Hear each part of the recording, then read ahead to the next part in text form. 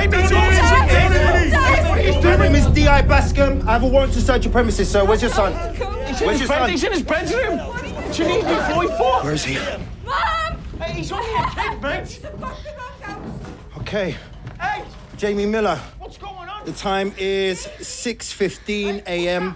and I'm arresting you on suspicion of murder. Why do you think the show broke through the way it did? Why do you think people are responding to it so much? When we were talking about the process and sort of developing the show, it all started from Steve and I. We love a show called 24 Hours in Police Custody, and that whole ticking clock. And we said we wanted to make something in that format type thing. But there'd been quite a lot of these young people, like young men stabbing and killing young girls, and we wanted to make something to sort of shine a light on that. And then when Jack got involved and we were discovering the whole incel culture and things like that, we were making a show in the north of England, hoping it would spark a conversation in the UK about knife crime, but also incel culture, toxic masculinity. And that's the show we were making, and we were very passionate. And for then when we were sort of showing it to Netflix, and the US, like Netflix, were watching it, and they were then suddenly like getting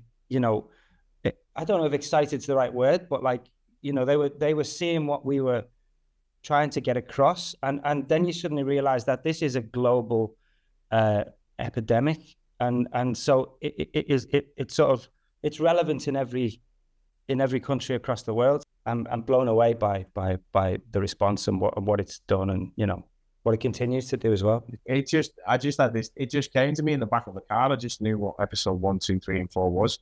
Musicians say that they tap into the ether, do you know what I mean? But it just went boom, and I knew exactly what episode 1 was, episode 2 was, episode 3 was, and the possibility of episode 4, what that would be. And it just went, and I literally, it's one of those surreal moments. We were in the back of the car, and I just went, I think this is what it is, maybe. And he was just like, yeah, wow, yeah, okay, well, shit, wow, okay. And it just came out. I don't know what the alchemy was. I think the alchemy was the collaboration of everybody, if I'm honest. I think everybody, as Phil has said, I back that up wholeheartedly. It was made with love, respect, humility, dignity, passion, and utmost care and mindfulness of the subject that we were talking about.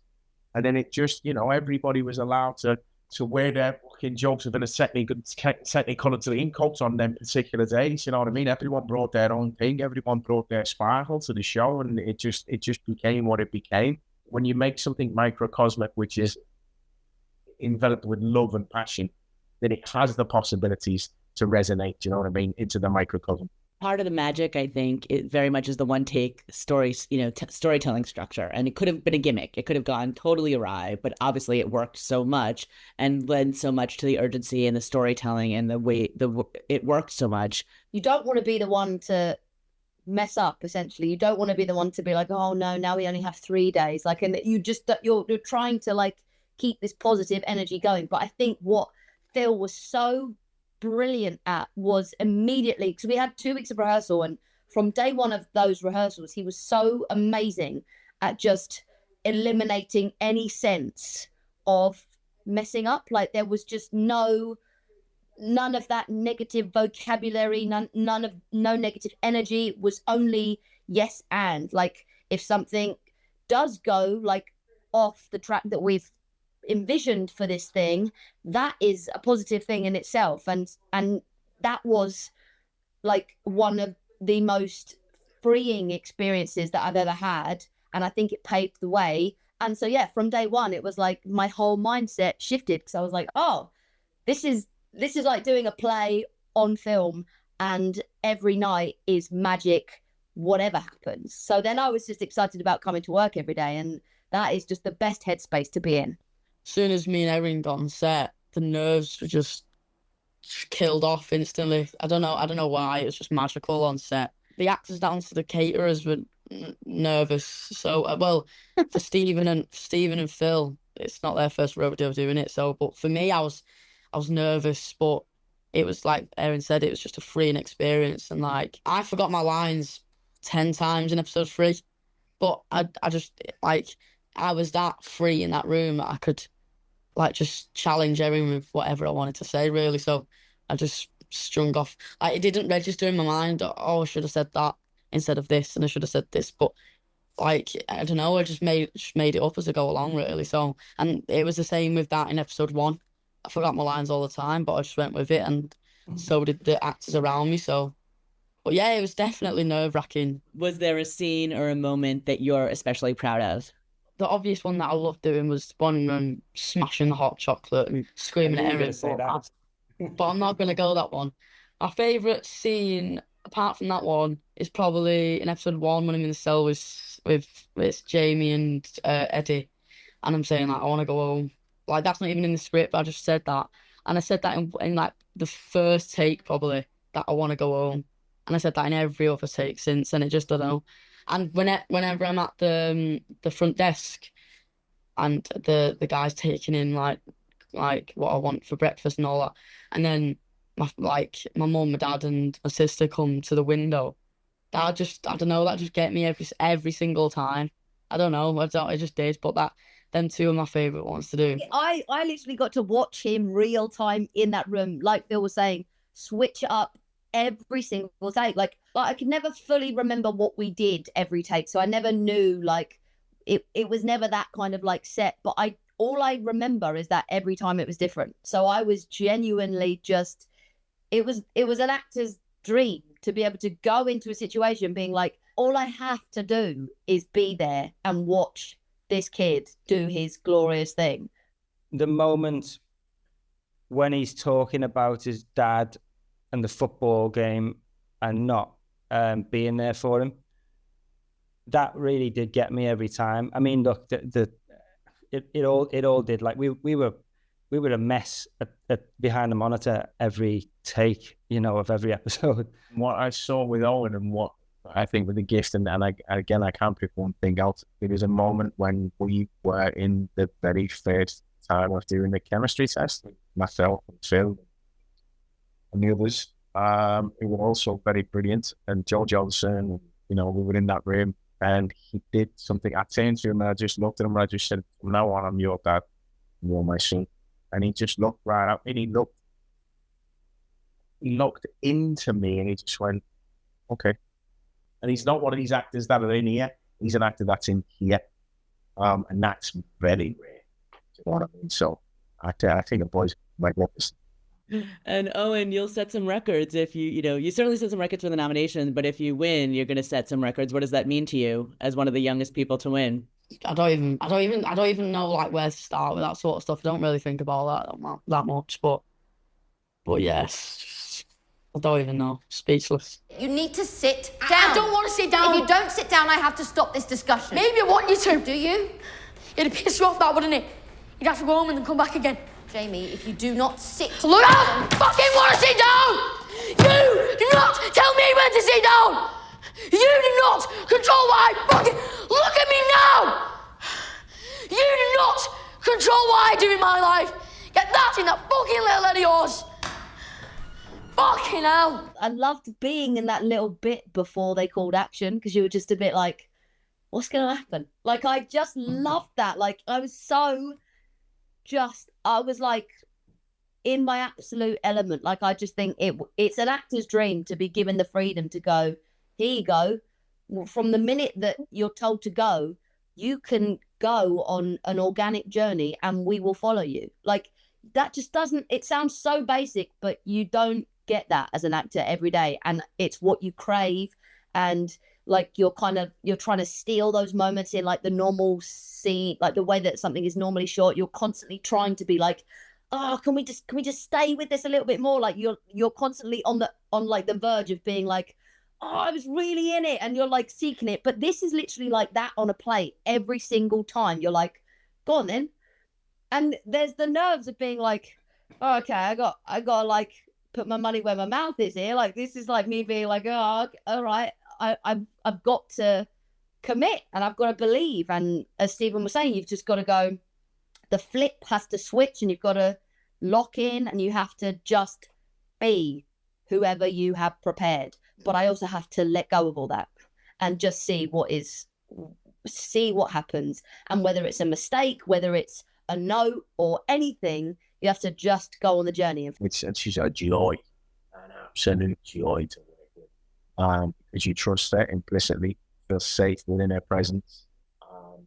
And also, you know that you can go anywhere where she wants to go as well, and she'll go anywhere where you want to go. So she has that wonderful ability. And for me personally, the whole episode is phenomenal. It always was phenomenal. The game of tennis between the two of them is so beautiful to watch. The dance that they choreograph together, the ballet that they have, the sparring that they do as fighters, it's to watch all of that. And then for me, the moment is where I just go, ladies and gentlemen, Erin Doherty, is when they leave and the camera is still and it's just us in the room, and she sits there and she has that moment. Because to me, that kind of thing is when Emma is then on their own and just watching them be. And that's, to me, that's when she just goes, oh, there's the young Meryl Streep. Yeah, to me. The whole episode is one incredible scene, essentially. But I think there's two for me. Is like one when she's left on her own at the end, and there was in that particular take, which was the last one we did, Owen had banged on the window, only on 2 windows. And on the last take, I said to him, bang on all the windows, just bang on all the windows more than you have done before. And I don't know whether that scared Erin a bit more or what, but like that reaction was so real. For me, that was just stunning to watch and heartbreaking. And, there's so many things going on in that moment. The power that she kept hold of throughout the whole episode when she was with Owen, she's a woman in this room with this absolute lunatic, and she's realizing this as the episode's going along. But so there's moments there where when he comes at her and says, what was that, waving him away like a fucking queen, and he comes into her face and like really like close to her, just that stillness and keeping hold of that power was incredible to watch. The three of them are geniuses, and it makes my job easy and an absolute joy to come to work every day. I'm so tired. I didn't kill her. Jamie, do you understand what death is? What? Do you understand what death is? Yeah. Do you understand that Katie's gone and she can't come back? I didn't do it. That whatever claims you make as to her character, I didn't mean she was a whatever bitch. claims you make about her, she's gone. That whoever did kill her, they extinguished the possibility of her future life. I didn't mean to be mean about her. Jamie, she just didn't like me. Listen, do you understand? Yeah, I'm not dumb. That one in episode 1 being in the house together, walking around going, come on, let's get ready. We have the places. Everybody ready? Christine, good. Oh, you sweet. Yeah. Emily, yeah, okay. Anyone need a toilet? No, okay. That kind of camaraderie, and then little Bex, remember? Little Bex on run around going, right, he's all ready. He's all at your places now. Then all right, we're gonna. Do you know what I mean? Just that wonderful kind of completely to back up what Erin said. That kind of, we don't know what's going to happen, but we're going there together. Let's get on the bus and let's see where it takes us. You know what I mean? For me, it's that moment before the word action and that getting ready and that anticipation and excitement, and then that moment of like, know what I mean? Like me, Emily, and Christine were just chatting, and then Stephen shouted up, "All of you just shut up," because he's in his Eddie's head, and he's just shouted, "All of us needs to shut up," or whatever. And then we've all just rushed off into our little rooms like he's our actual dad. And I was just thinking, oh, he needs to shut up him. And then, because I thought he was being serious. I thought he was being like himself, and I thought that was just him. But no, well, now I can look back on it, it was actually just Eddie. But the end of episode 1, that's, I don't even know. I don't even have to say much about that. That was just good to be there, really. So, but yeah, before episode 1, it's my favourite place to be, really. So the end of the show, like when we see him close the door and he's there, and you're like, as you say, he's painted this stoic, I do not cry man, but to then let it go. But not just let it go, like to see him degree by degree let it go. Like, I don't know anyone else who can do that. And so to then get to the point when he is like in the bed, it is so human that like no actor could ever go home, do their homework and be like, yeah, this is what he's so alive that it's shocking, and it's an absolute gift to receive Stephen's work. Like in moments like that, you're like, nothing can prepare you to see Stephen do his thing. It's really, really, really, really hard to choose one moment, because, like, you know, what Erin said and Owen said is just like, he's a magician. Like, he's a magician. And to watch him and to direct him several times now is a joy. But I think there's three moments for me. So the first one I've already mentioned was when he's watching Jamie getting strip searched. There's so much going on. And yet he's so still is not easy to do as an actor. That was one of the most incredible moments for me. I also, in episode 4, when he's chasing after the young kid and he throws him on the floor, and then he has to throw the paint on the thing. And, you know, technically that was really tricky to do all of that. You know what I mean? To be able to get the paint on the thing. But like just what he's going through, from, you know, quite calm to then absolutely explode, and then to have to be calm again in front of the family, but trying to hold his shit together, but not being able to, and then sit in the car and drive back in silence. That whole range of emotion that he goes through there in a short space of time was just incredible to watch. But then I think my favorite moment is the same as Erin's. It's got to be the end of episode 4, when, you know, because for all of us, all the crew and stuff, and the take that we used was the last one. That was the last time we're ever going to do this.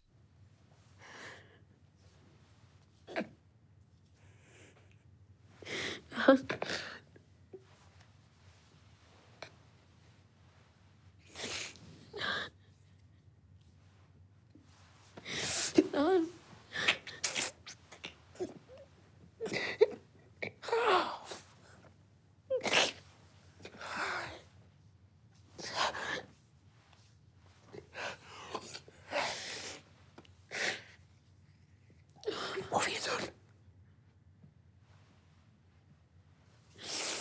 What have you done?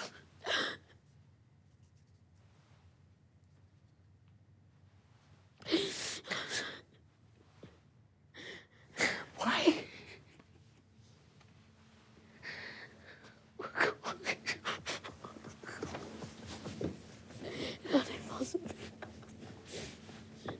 Behind every great football team is a phenomenal manager. And if you look at the qualities, what a great manager, our football, not your football, possesses. That kind of ability, which I'm sure your football has as well, with that ability to see the team as a whole, but yet to understand each individual. And I think that is a unique quality. And with respects to the format and how it works, with respects to film, was, you know, the technical element of it is huge, and it's so big. You see the thing, but there's something behind it. So the preparation that has gone in many months before now allows us to be free in this moment here, because this has already been done. So within a meticulous moment of itself, which then allows us to be creative and free. And then for me, the one that summed it up more than anything was that final take. You know, he knew I'd given it everything. He knew this was going to be, he knew this was going to be the final time I would ever do this. He knew it was the final time we were all going to ever do this as a collective. And when I walked into that room, he did something that changed my reaction in that room. Again, made it brand new and made it truthful and made it organic. He had pictures of my own children on the wall with notes that they'd wrote saying, "We love you, Dad. We're so proud of you." And Stephen saw them for a split second and was like, "Oh," Stephen's a soppy twat. Was like, "Oh my God." And then it's like, you should get Eddie's here. Stay Eddie.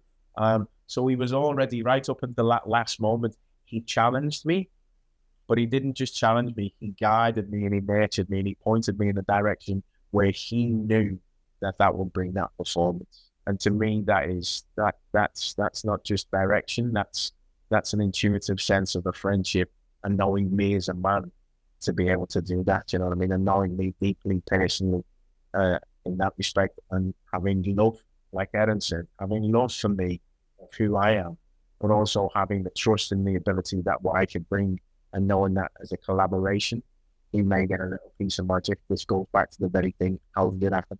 I don't know. How did he come up with that idea? It just did. He just knew that that's what would work for that particular moment, which pushed me off the cliff and allowed me to fly.